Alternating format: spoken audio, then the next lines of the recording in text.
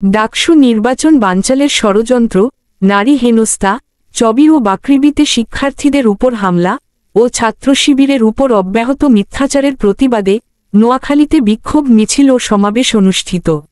নোয়াখালী থেকে ইউনুস শিকদার বাহারের পাঠানো তথ্য ও ভিডিওচিত্রে দেখুন বিস্তারিত। বাংলাদেশ ইসলামী ছাত্র শিবির নোয়াখালী শহর শাখার উদ্যোগে ছাত্রদলের অব্যাহত মিথ্যাচার, ডাকসু নির্বাচন বানচালের ষড়যন্ত্র, চবি ও বাকৃবিতে নারী শিক্ষার্থীদের হেনস্থার প্রতিবাদে বিক্ষোভ মিছিল ও সমাবেশের আয়োজন করেন বাংলাদেশ ইসলামী ছাত্র শিবির নোয়াখালী শহর শাখা। মিছিলে প্রধান অতিথি হিসেবে উপস্থিত থেকে বক্তব্য রাখেন ছাত্র শিবিরের কেন্দ্রীয় কমিটির সাংস্কৃতিক বিষয়ক সম্পাদক এইচ.এম. আবু মুসা।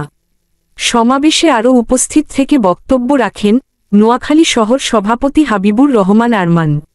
প্রধান অতিথি এইচ.এম. আবু মুসা তার বক্তব্যে বলেন, হাট্টিমাটিন কবিতা যেমন শুনতে ভালো লাগে কিন্তু তার সত্যতা নেই, তদ্রূপ ছাত্রদল, ছাত্র শিবিরের উপর যে সকল অভিযোগ তুলেছে তার কোন ভিত্তি নেই।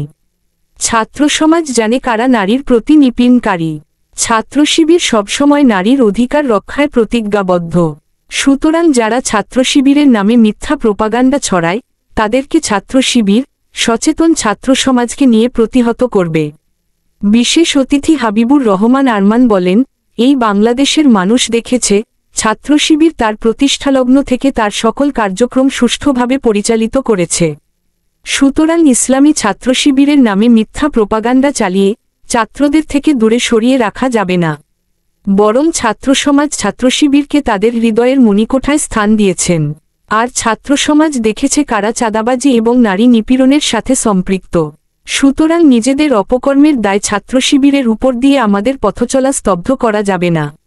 ছাত্র শিবির তার কাজ আল্লাহর রহমতে ছাত্র সমাজকে সাথে নিয়ে চালিয়ে যাবে, ইনশাআল্লাহ।